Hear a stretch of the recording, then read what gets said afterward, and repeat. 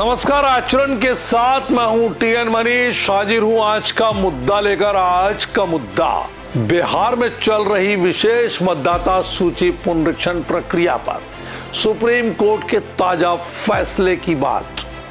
Supreme court ने सोमवार 15 सितंबर 2025 को अपने 8 सितंबर के आदेश में कोई बदलाव करने से साफ इनकार कर दिया है।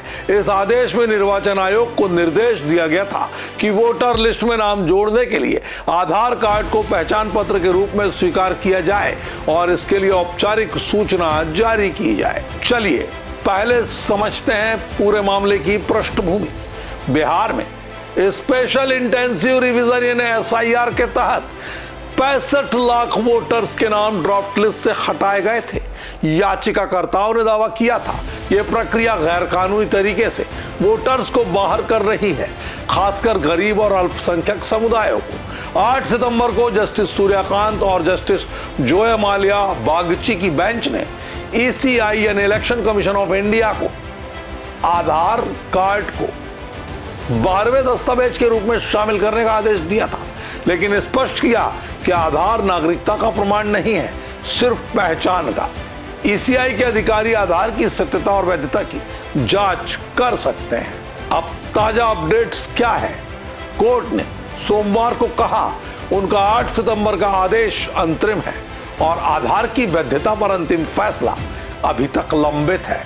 जस्टिस सूर्यकांता ने कहा जैसे आधार फर्जी हो सकता है वैसे ही राशन कार्ड और ड्राइविंग लाइसेंस भी फर्जी हो सकते हैं। आधार को अलग से नहीं देखा जा सकता। कोर्ट ने यह भी स्पष्ट किया कि 7 अक्टूबर को आखिरी सुनवाई होगी। अगर प्रक्रिया में कोई गैर कानूनी बात पाई गई तो पूरी एसआईआर की प्रक्रिया रद्द की जा सकती है। इस फैसले पर राजनीतिक प्रतिक्रियाएं तेज है। टीएमसी की सांसद महुआ मोइत्रा ने एक्स पर लिखा, सुप्रीम कोर्ट ने ईसीआई को बिहार एसआईआर में आधार को 12वें प्रमाण के रूप में स्वीकार करने का निर्देश दिया। ईसीआई के लिए वोट चोरी और बड़े पैमाने पर वोटर हटाना अब मुश्किल हो गया। सत्यमेव जयते। वहीं ऑल इंडिया तृणमूल कांग्रेस ने कहा यह बीजेपी ईसीआई नेक्सस के लिए कड़वी गोली है। लोकतंत्र की मीठी जीत। चुनाव आयोग खुद को बीजेपी का ब्रांच ऑफिस बना चुका है।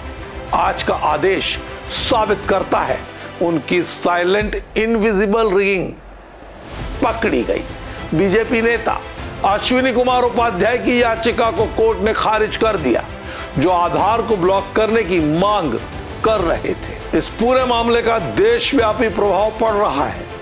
अहम बात यह है कि कोर्ट ने याचिकाकर्ताओं को 7 अक्टूबर की सुनवाई में बिहार के साथ साथ पूरे देश में चल रही एसआईआर प्रक्रिया पर दलीलें रखने की अनुमति दी है। कोर्ट ने कहा यह मामला सिर्फ बिहार तक सीमित नहीं रहेगा, पूरी प्रक्रिया की वैधता पर एक बार में ही फैसला होगा। याचिकाकर्ताओं ने अंतरिम निर्देश मांगे थे, लेकिन बेंच नहीं मानी। दोस्तों, यह फैसला लोकतंत्र की मजबूती की ओर एक कदम है, लेकिन अंतिम फैसला 7 अक्टूबर को आएगा। क्या एसआईआर प्रक्रिया में कोई छुपी हुई साजिश है? आपको क्या लगता है, ये राजनीतिक है या फिर चुनाव आयोग की नीति और नीयत स्पष्ट है? जो भी आपकी प्रतिक्रिया है आज के मुद्दे को देखकर कमेंट बॉक्स में हमें अवश्य अवगत कराएं। आज के मुद्दे में इतना ही। मुझे दीजिए इजाजत। आप बने रहिए आचरण न्यूज के साथ। नमस्कार। देश दुनिया की सभी खबरें देखने के लिए जुड़े रहिए आचरण न्यूज से। आचरण न्यूज, हर कदम आपके साथ।